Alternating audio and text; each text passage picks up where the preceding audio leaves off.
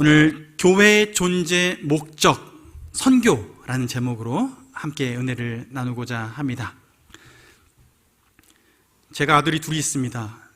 자녀를 출산할 때 첫째는 산부인과에서 낳았고 둘째도 산부인과에서 낳았습니다. 네, 요즘은 다 산부인과 가서 낳죠. 자녀를 낳고요. 낳은 후에 어디로 가냐면 요즘에는 산후조리원으로 주로 갑니다. 산후조리원에서 3주, 2주 이렇게 보내고 다시 회복해서 집으로 돌아오게 되죠. 출산을 하고 몸을 추스리고 나는 그 가운데 특별한 일이 벌어지는데요. 요즘 산후조리원에서는 사람들이 만나서 그렇게 아이를 낳은 엄마들끼리 서로 네트워크가 돼가지고 그렇게 서로 여러 가지 정보를 나누고 이야기를 나눈다고 합니다. 남자들은요, 군대 갔다 오면 전우회가 생긴다고 하잖아요. 여성들은 출산 여성들은 산후조리원 갔다 오면 그 전우회가 생긴다고 합니다. 그 정도로 서로 마음을 잘 통하게 되고 서로 고통, 어려움 다 아니까 뭐가 힘들고 뭐가 어떻다라는 거 알면서 서로 이렇게 교제하게 되는 거예요. 출산을 하고 아이를 낳아서 회복하는 가운데 그 산후조리원, 산부인과에서 부수적으로 벌어지는 일이 서로를 알아가고 새로운 사람들을 만나는 교제가 막 이루어지는 걸 볼 수 있습니다.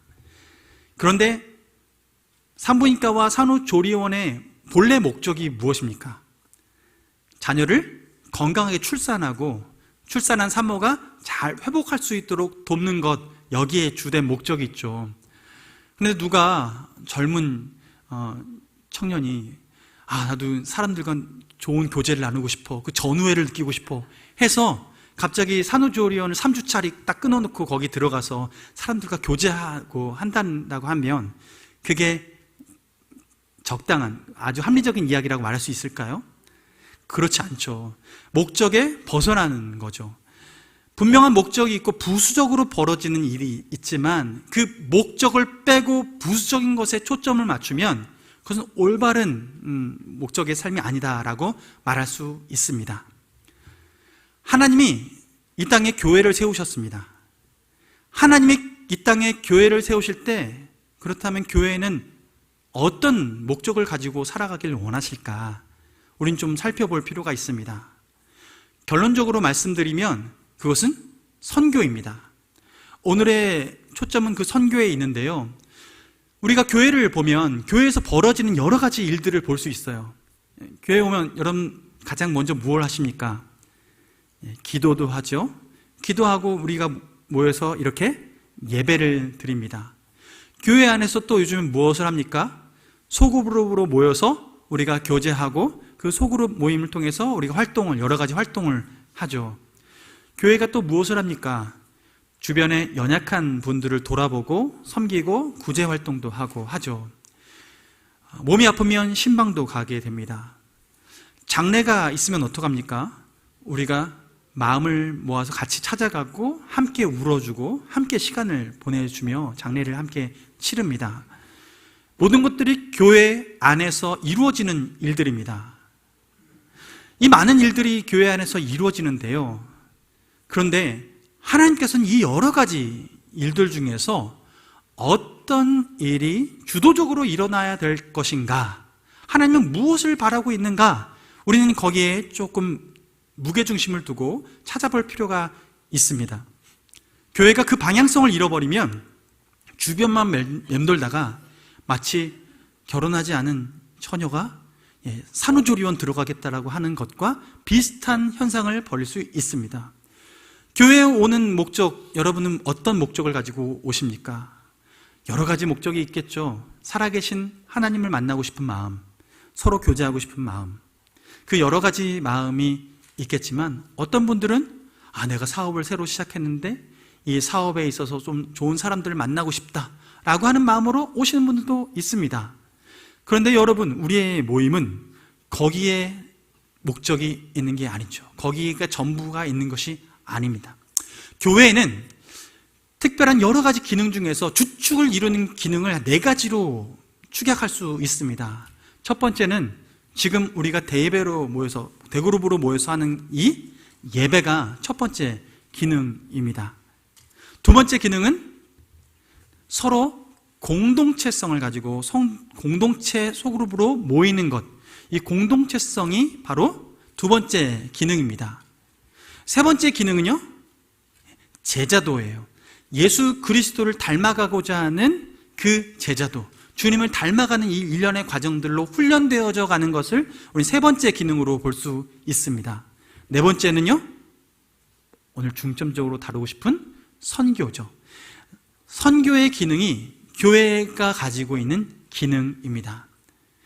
이 네 가지 기능, 이것들이 있어야 교회의 기본적인 사명을 감당할 수 있다라고 보는 것인데, 이 네 가지 기능 중에 우리가 순서를 매긴다면 어떤 것을 가장 먼저 앞서서 해야 될까? 무엇을 우리는 가장 먼저 우선순위로 삼아야 될까? 라는 건데요. 여러분은 어떤 것 같습니까? 아유, 목사님 답을 정해놓고 그렇게 물어보시면 어떡합니까? 라고 얘기하실 텐데, 선교가 가장 앞에 나와 있어야 합니다. 비교해 볼까요? 여러분, 우리는 예배를 드립니다. 예배가 맨 앞에 나와서 주도적으로 모든 다른 것들을 이루어가는 촉매제로 활용이 되면 이런 거죠. 예배를 위해서요, 공동체는 어떤 기능을 하게 되냐면, 예배에 그 공동체 원들을 데리고 오는, 예배드리기 위해서 사람들을 동원해야 되는 공동체 대상으로서 그 사람들을 바라보게 됩니다. 예배를 이루어내기 위한 사람들의 구성원들로 보게 되는 거죠.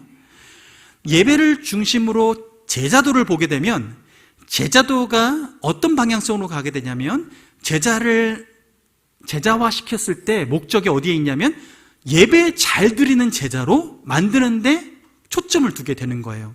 그러면 제자화시켜서 예수님을 닮아가는 제자를 낳는데, 그 제자가 예배에 중점적으로 그것만 초점을 가지게 되면 사람들은 어디로 모여요? 예배 자리로 모이는데, 리더가 되는 순간 그 리더는 교회 안에 예배 가운데서만 리더 활동을 하는, 리더의 역할을 그곳에서만 감당하는 사람이 되어집니다. 제자의 역할이 그 예배 가운데 딱 갇히게 되는 거예요. 예배를 중심으로 해서 선교를 바라보게 되면요, 예배를 통해서 선교를 바라볼 때 선교의 활동의 모든 종착지는 어디를 향하냐면, 사람들에게 전도해서 예배드리게 하고 예배드릴 수 있는 공간을 마련해서 예배의 건물을 세우는 것, 그것이 선교의 종착지, 귀결점이 되어지고 맙니다. 예배라는 것을 제일 앞으로 두게 되면 모든 활동들이 그렇게 되어지는 거예요. 이게 잘못된 것이냐? 아니요. 그렇게 이루어질 수 있습니다. 그런데 이것이 더 하나님 보시기에 아름다운 모습, 본연의 목적을 이룰 수 있는 그런 방향으로 가기 위해서는 선교가 그 모든 것을 동원할 수 있는 동력이 되어야 합니다. 보세요. 선교를 위해서 공동체를 바라보면요, 이렇게 볼 수 있습니다. 선교를 중심해서 공동체를 바라보면, 공동체가요, 우리가 소그룹으로 모이고 대그룹으로 모일 때 이 모임의 공동체의 방향이, 선교는요, 어디를 향합니까?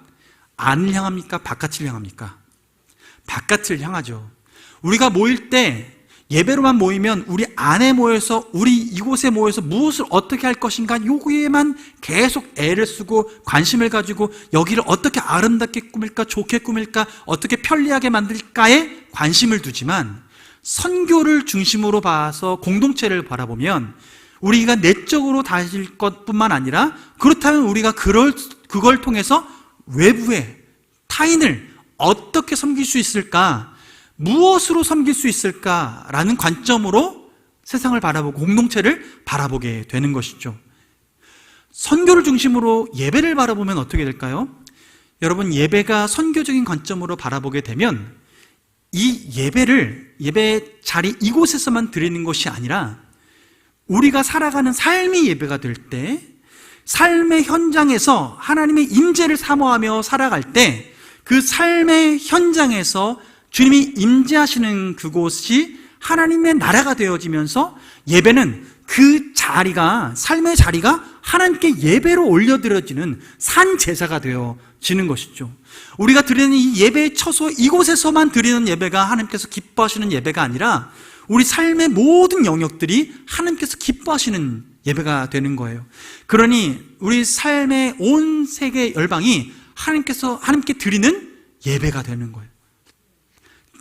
제사로 올려드리는 것이죠. 선교를 중심으로 해서 제자도를 보게 되면 이것입니다.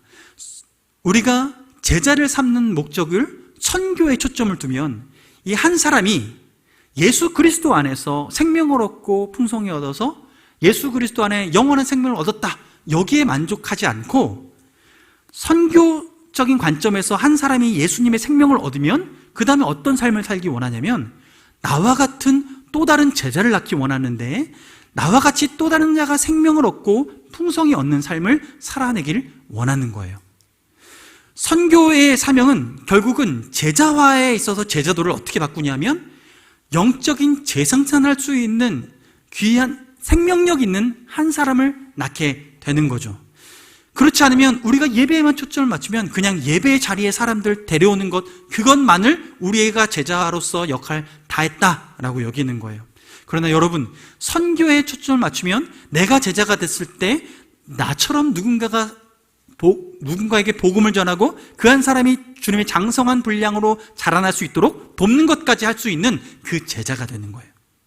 여러분, 우리는 이 모든 것들이 질서가 잡히고 주님께서 원하시는 모습으로 바뀌기 위해서는 이 모든 질서가 선교의 초점 아래서 모든 것들이 재정립되어야 합니다. 그래서 저는 우리 교회가 선교적 교회 되길 원합니다. 하나님께서 우리 교회를 통해서 이 시대에, 이 변화의 시대 가운데 하나님께서 일하시고자 하실 이때에 교회의 정체성을 선교로 두는 거죠. 여러분, 하나님께서는 이 땅 가운데에 오셨는데요, 이 땅 가운데 오실 때 어떻게 오셨어요? 예수님 통해서 이 땅에 오셨죠. 예수님은 하나님과 동등됨을 취하지 아니하시고 육신을 입고 이 땅에 오셨습니다. 육신을 입고 이 땅에 오셨을 때 우리는 그것을 성육신이라고 하는데요, 예수님께서 이 땅에 오셔서 하신 일이 무엇입니까? 우리를 위해서 죽으신 것이고 우리를 위해서 부활하신 것입니다.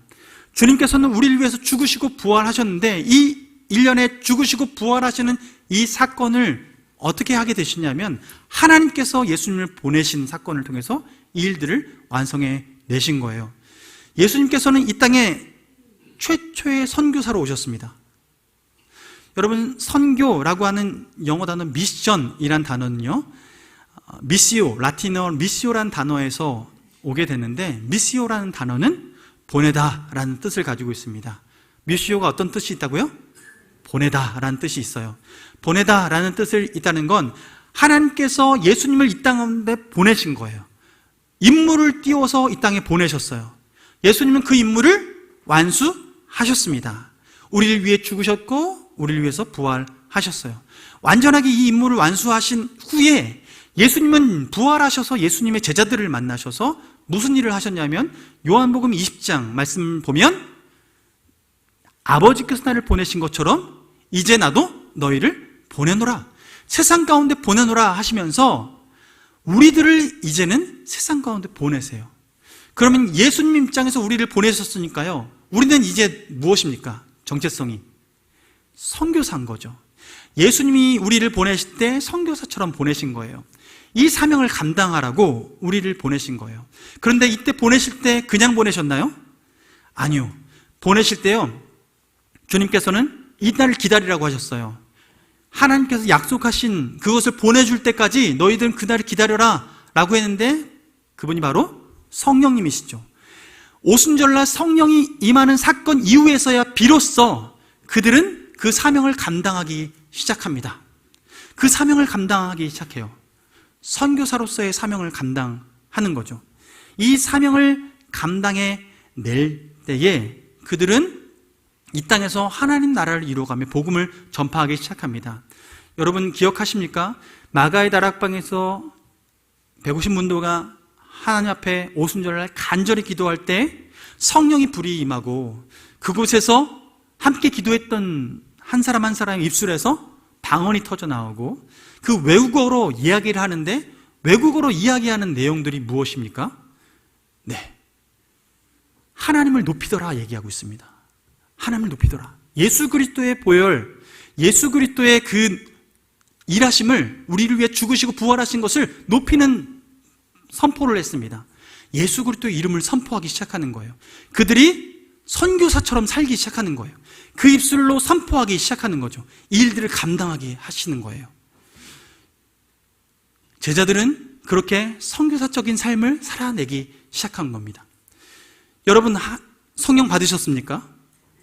네, 그렇다면 우리 또한 예수 그리스도 안에서 성령 받은 자로서 우리는 거듭난 하나님 자녀를 넘어서서 선교사입니다. 하나님 우리를 그렇게 선교사로 부르셨던 거예요. 우리가 그 일들을 감당하게 하기 위해서. 여러분, 오늘 본문 말씀 잠깐 볼까요? 오늘 에베소서 1장 23절 말씀을 보면요, 교회에 대한 이야기를 하십니다. 함께 읽어보겠습니다. 시작. 교회는 그의 몸이니 만물 안에서 만물을 충만하게 하시는 이의 충만함이니라. 아멘. 교회는 뭐래요? 그의 몸이다 라고 말합니다. 그는 누구십니까? 예수 그리스도십니다. 교회는 예수 그리스도의 몸이니 라고 말씀하세요. 그 뒤를 보면요, 만물 안에서 만물을 충만케 하시는 이 또한 누구실까요? 네, 예수 그리스도십니다. 만물 안에 거하시면서 만물을 충만하게 하시는 분이 바로 예수 그리스도신데 그분의 충만함이다. 결론 얘기하면 교회는 예수님의 충만함이다 라고 얘기하는 거예요.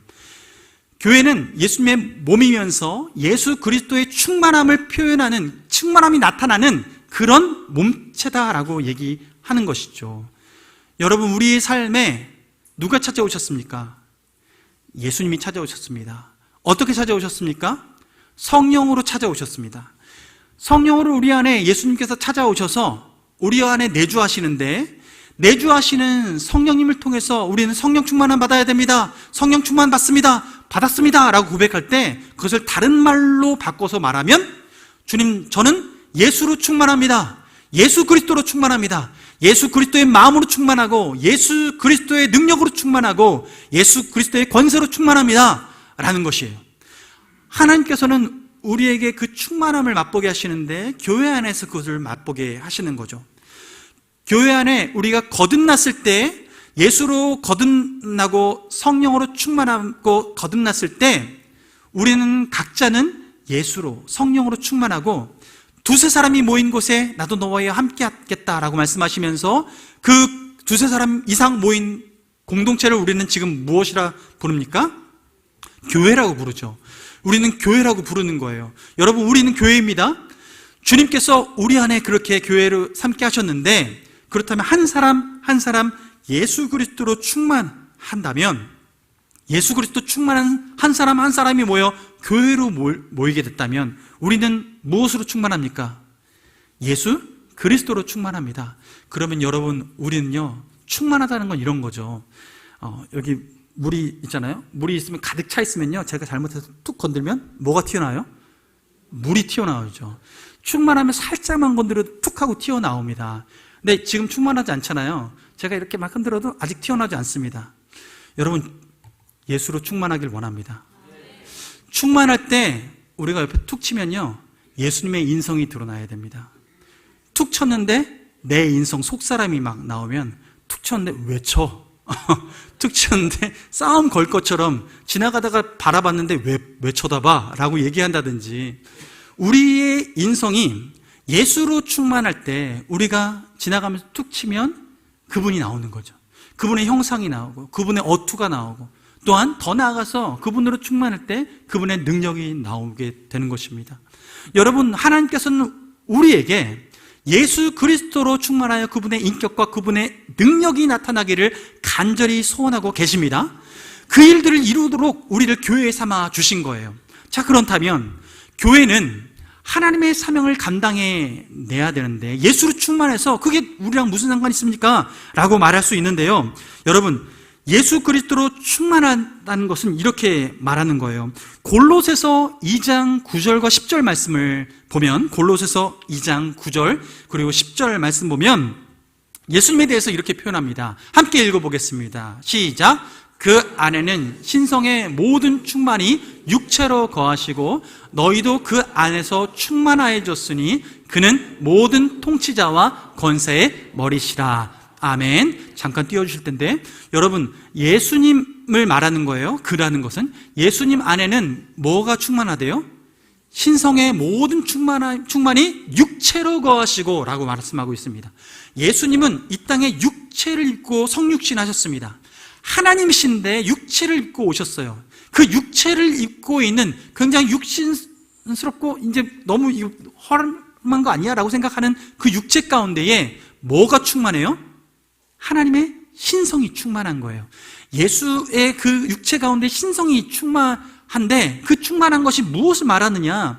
예수 그리스도 통해서 하나님의 능력이 이 땅 가운데 흘러 들어오기 시작하는 거예요. 10절 말씀, 너희도 그 안에서 충만하여졌으니.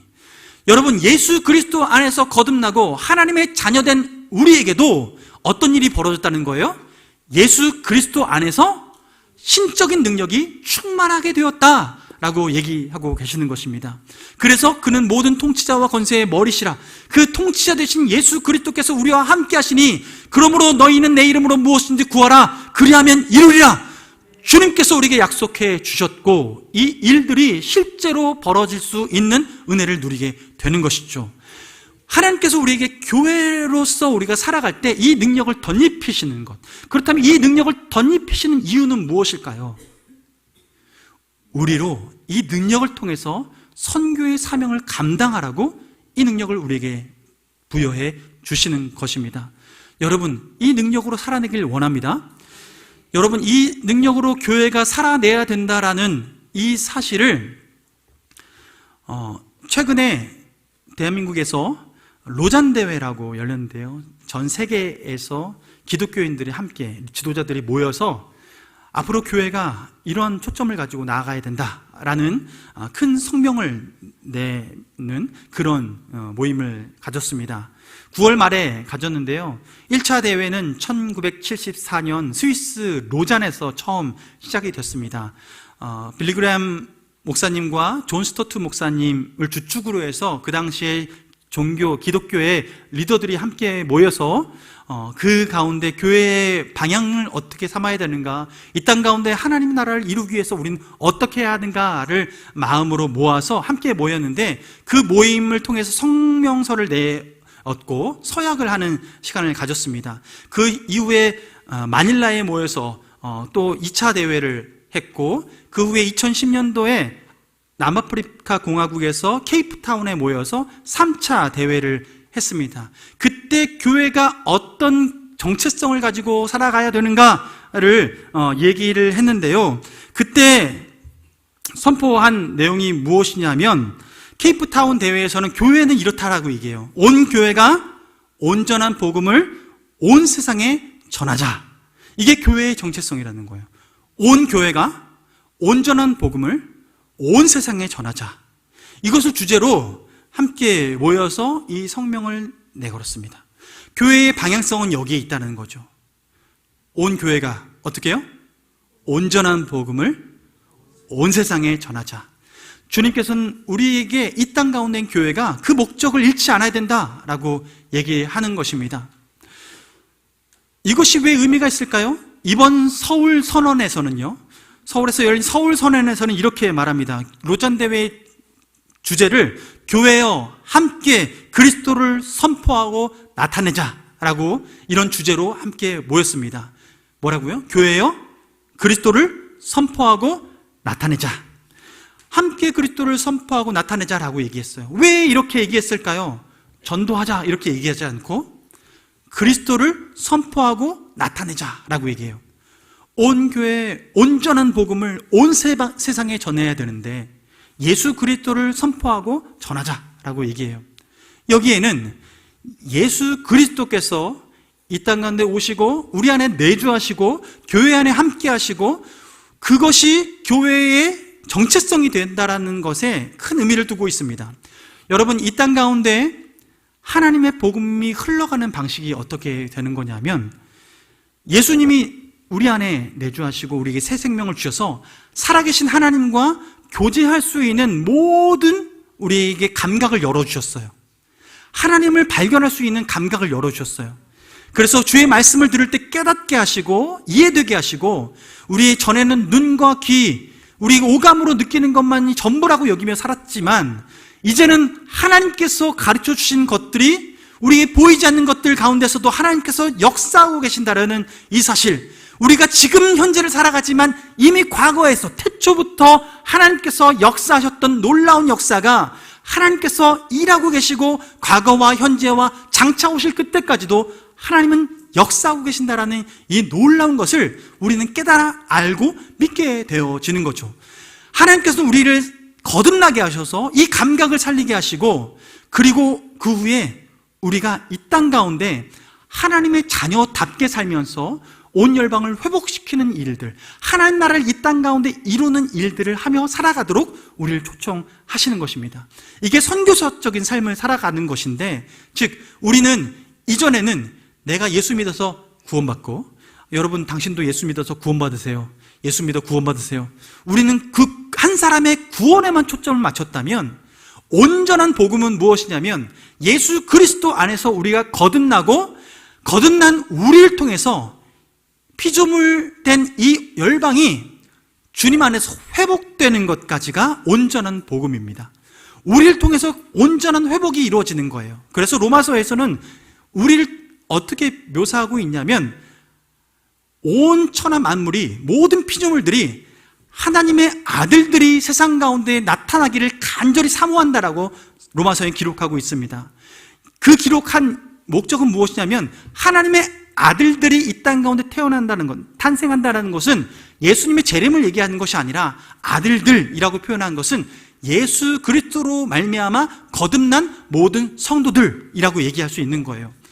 온 세상에 있는 모든 만물들이, 피조물들이, 성도들이 이 땅 가운데 거듭나서 이 땅 가운데 탄생하는 것들을 간절히 사모하는데, 왜 사모할까요? 그 한 사람 한 사람이 거듭나서 다시 태어났을 때 하나님 나라의 가치관, 그리고 태초에 아담을 창조하셨을 때 그들에게 땅에 충만하고 번성하고 다스리라고 얘기하셨을 때, 그 온전한 다스림, 회복의 다스림을 우리에게 사명을 맡겨주셨기 때문입니다. 그러니 예수 믿어서 거듭난 우리가 내가 새 생명을 얻는 것만으로 끝나지 않고 피조물들을 회복시키는 그 일에 함께 동역하는 거예요. 하나님 아버지의 가치관, 하나님 나라의 가치관을 가지고 우리가 살아가는 거죠. 그러니 우리는 삶의 영역이 예배당 안에만 국한되지 않고 우리가 살아가는 삶의 현장까지 확대되는 것, 주님께서 바라시는 거예요. 그래서 온 우주 만물이 하나님의 피조세계 안에서 하나님의 백성들을 통해서 온전하게 다스려지고 회복되어지기 원하는 것, 예수님이 재림하시는 그날까지 우리는 그 맡겨진 것들을 회복시키는 것, 그것이 우리가 이 땅에서 선교사적인 삶을 살아가는 삶의 방식인 것입니다. 그래서 그 삶의 방식을 나만 살아가는 것이 아니라 아직 거듭나지 못하고 하나님을 알지 못하는 한 사람 한 사람에게 그 복음을 전하고, 우리가 영생을 누려야 될 이유는 그 피조물의 회복까지, 하나님 나라를 이 땅 가운데 이루는 것까지 우리의 사명이 있다는 것을 깨우쳐서 우리의 삶과 또한 이 열방이 주의 뜻 안에서 건강하게 세워지는 것, 이것을 우리가 바라보고 살아가는 것이죠. 여러분, 선교는, 우리가 생각하는 선교는 온전한 복음으로 선포되어야 합니다. 온전한 복음은 나 혼자 나 예수 믿어서 영생 얻었어, 난 행복해, 무슨 죄를 짓더라도 주님이 나를 용서해 주셔, 와 마음껏 죄 지어보자, 이게 아니라는 거죠. 하나님은 우리를 거듭나게 하실 때는 그 거듭남의 백성, 그에 합당한 삶을 살아내는 것까지가 주님이 바라시는 모습입니다. 그렇게 살아내는 것을 우리는 선교적 삶이라고 하는 거예요. 하나님은 우리가 그 선교적 삶을 살아낼 때 교회가 교회로서의 역할을 잘 감당하게 됩니다. 그래서 여러분, 우리는요, 단순히 우리 교회만 잘 살아내야지라는 것이 아니라 우리 주변을 돌아보고, 주님, 이 대한민국도 돌아보고 전 세계도 돌아보고, 지구 온난화에 대해서 왜 걱정해야 됩니까? 주님께서 우리에게 맡겨주신 곳이니까 우리가 또한 살펴봐야 되고 관심을 가져야 하는 것이죠. 자연보호, 왜 그냥 자연보호합니까? 자연이 불쌍해. 아니요, 그 불쌍해서가 아니라 하나님의 통치하심을 우리를 통해서 이루어내기를 주님이 원하시니까 그 일들을 감당하는 것입니다. 그러므로 선교는요, 우리 삶에 확장되어집니다. 우리 삶의 현장까지도 확장되어져 갑니다. 여러분, 저는 이것을 간절히 바라는 것은 무엇이냐면, 지금 우리가 소그룹으로도 모이는데요, 우리가 살아가는 삶의 현장에서 선교사적인 삶을 살 때, 이 선교적 삶을 살아가는 삶을 살 때 교회는 교회로서의 역할들을 감당하고 이 땅이 변화될 것이기 때문입니다. 제가 미국에서 공부를 마치고 한국에 들어올 때 세종에 개척을 해야지 하고 세종으로 들어왔습니다. 돈이 많이 있어서 세종으로 간 것도 아니고요, 월세로 얻을 수 있는 보증금도 부족해서 누군가가 그 보증금을 도와주셔가지고, 그래서 세종에 예배할 처소 얻을 만한 곳도 안 돼서 집으로 들어가서 집의 거실에서 예배를 드리면서 교회를 읽어갔습니다. 세종이 처음 이사를 가고 이사한 첫 주에 주일날 기도하는데, 예배하는데 하나님께서 우리를 이곳에 보내셨다면 보내신 그 목적이 뭘까? 무엇을 하기 원하실까라는 생각을 하게 됐습니다. 그날 첫 예배를 드리고 첫 예물을 다 드렸습니다. 그리고 예배를 다 모은 그 전액을 어떻게 쓸까 했는데, 이런 마음이 든 거죠. 우리 가정이 이곳에, 여기에 지금 있다면 우리를 통해서 하나님이 하고 싶은 게 뭘까? 이 질문을 던졌더니 마음속에 이런 마음이 남는 거예요. 이삿떡 돌려야겠다라는 마음이 들렸어요. 이삿떡을 돌려야겠다. 그래서 저희가 아파트가 17층이었는데 17층 건물 33세대, 우리를 빼고 33세대에 떡을 잘 맞춰가지고 예쁜 포장지에 담아가지고 가방에 넣어서 디데이를 정해서 집을 방문해서 똑똑똑 드리고, 이사 왔습니다, 1층에 이사 왔습니다, 반갑습니다 하고 인사 나누면서 그 떡을 나누었습니다.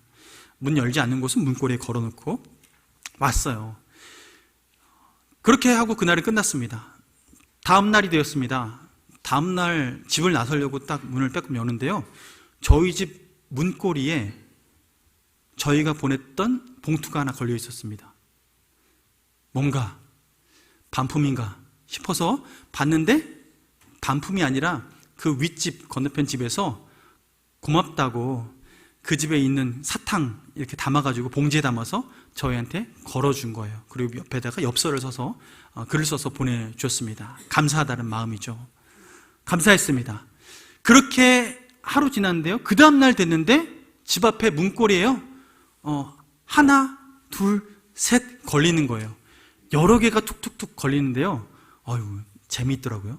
근데 뭐가 왔나 선물 거러미 열어보면 과일도 있고요. 전에도 잠깐 얘기 드렸는데요, 어느 날은 또 한 집에서 직접 찾아오셔가지고 초인종 띵동 누르시고 문을 여니까요, 한 어르신분이 찾아오셨습니다. 이렇게 저한테 본인들이 감사하다고 이런 귀한 떡 주냐고 감사하다고 하면서 저한테 주시는 것이 울릉도 호박엿, 엿 먹으라고 이렇게 주셨는데요, 이렇게 교제하게 되는 거예요. 제가요, 그걸 받기 위해서 떡을 돌리지 않았습니다. 제가 떡을 돌리는 동기는 하나님께서 저희 가정을 그곳에 심으신 목적이 무엇일까라는 그것에 질문을 하고 그 질문에 내가 응답해서 그것에 그냥 반응한 거죠. 하나님 앞에 반응해서 하나님이 보내신 목적을 이루기 위해서 그곳에서 선교사처럼 살아보자 해서 했던 행동이 그 문 앞에 거는 거였어요. 그랬더니 어떤 일이 일어난 거예요? 소통이 일어나게 된 거죠. 여러분, 하나님께서는 우리에게 하나님을 사랑하고 또 누굴 사랑하라고 하셨어요? 이웃을 사랑하라고, 서로 사랑하라고. 그랬더니 이웃 사랑하는 마음을 표현했더니요, 이제 그 다음엔 서로 사랑하게 된 거예요. 서로 표현하게 된 거죠.